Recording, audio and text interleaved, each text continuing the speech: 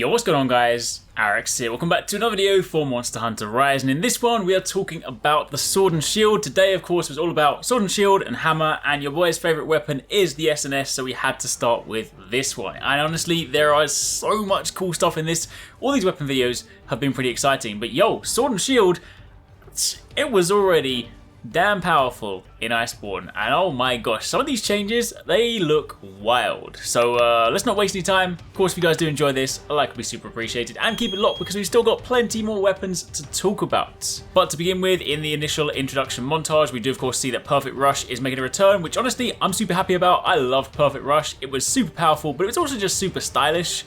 And of course we see the setup for a couple of the wire bug moves. But if we jump over to general gameplay, the very first clip shows off the beginnings of a familiar combo, something we've seen before, but it does appear to have a brand new ending attack. So this strongly suggests that, in fact it's actually backed up by some of the stuff we see later, but this strongly suggests that even just the basic combos for Sword and Shield will have some new combo paths, some new sort of finishes, some kind of different moves, so to speak. So interested to see how those play out in combat. I just really like the way that it kind of does that sort of roundhouse slash. That is very, very stylish. Might, you know, leave you potentially open, but it just looks really cool.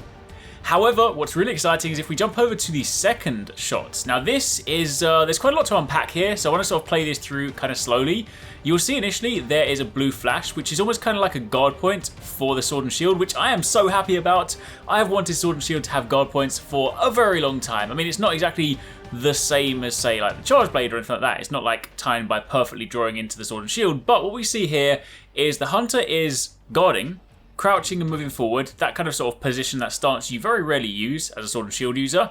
And as you perform the guard slash, a move again that we don't typically use that much, this blue flash happens, and of course you can then see that Kuluyaku, who of course is also confirmed to be returning by seeing this video, Kuluyaku strikes the shield, and of course you're then able to firm that attack and go straight into the Perfect Rush combo. However, again, it ends differently. You'll of course know that Perfect Rush typically, after the sort of main combo part, sees you jump forward, stab into the monster, and then leap off, which of course is what happens in Iceborne. Honestly, I'm happy to see that changed because that was probably my least favorite part of the combo because it just always put you far away from the monster. But yeah, just to sort of see this happen, the fact that you've kind of got an ability to, you know, guard point or at least firm an incoming attack and still go straight into the Perfect Rush combo is very, very powerful. But it doesn't stop there because in the next clip, we again see a slightly more conventional setup for Perfect Rush. We of course do the you know, the lunging strike, the advancing strike, and then the back hop into the Perfect Rush setup. And for the most part, it looks pretty much similar. You've of course got those colourful flashes where you want to time your inputs to ensure you're getting the best possible damage out of it. But when the Perfect Rush combo ends and you of course stab your sword into the monster where you would normally backflip and kick away, instead you now launch yourself into the sky and you're able to perform a plunging thrust and stab your sword downwards. This is amazing. I love this because not only does it look really cool, but the fact that it just keeps you next to the monster means, oh, that's just perfect. Like, I would assume that following that downward stab, you could probably then just roll sideways, go straight into a back hop, and then just keep that combo going. So, you know, not pushing yourself away, not kicking yourself away from the monster is going to be so incredibly valuable. But it's also interesting to think the fact that we have two potentially different endings to the Perfect Rush combo. So it'll be interesting to see whether those endings come based on how you initiate it or whether there's just an input based thing where, you know, once you go and do the final hit, if say you press one button, you get the aerial launcher, you perform the other one and you just get like the grounded roundhouse slash. That much, of course, we'll have to wait and see. Once we get to go hands on with the demo, we'll know for sure. Anyway, jumping over to the next clip, we get a look at the Silkbind attack. So this first one will of course see you firing the wire bug into the sky and of course launching yourself towards the monster. And this one is really, really cool. It's called Falling Shadow. It says dance through the sky and shatter the earth. You have a forward leaping attack and a successful hit will then lead into a scaling slash, and after that you can then follow up with a falling bash in midair. So this is kind of like a combination of a few things. It's almost like, you know, an element of falling bash from just your regular launching combo that you know from, you know, original World Sword and Shield. That kind of used to be like our sort of bread and butter, so to speak, for attacking. But the fact that we can now just like launch yourself towards the monster with the wire bug, bounce off of them, and then just like fall downwards, oh, that is so cool. Definitely gonna be kind of specking into a KO build for that one because yo, I wanna have some fun with that.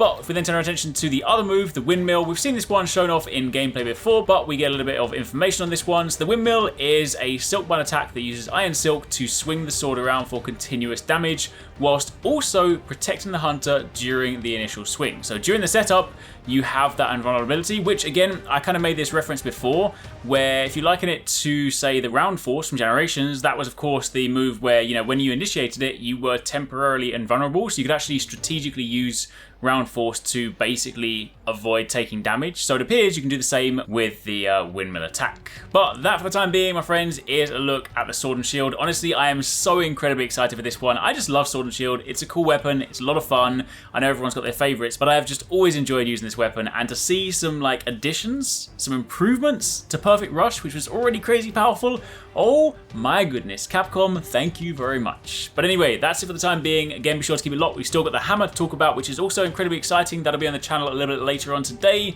And of course, we still have plenty more weapons to look forward to. This is the schedule. They've shuffled up the website, so if you're wondering what order it is, then this is what we have to look forward to. Anyway, keep it locked, and I'll catch you in the next one.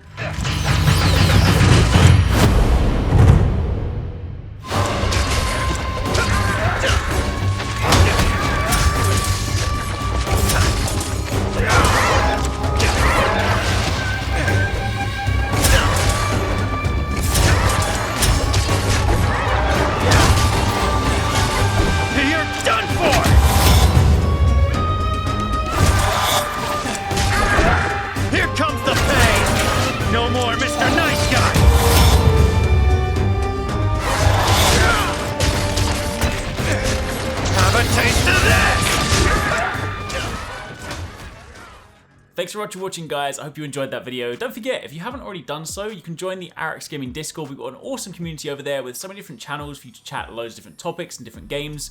I'm in there, the team's in there if you guys want to chat with us, find people to play with.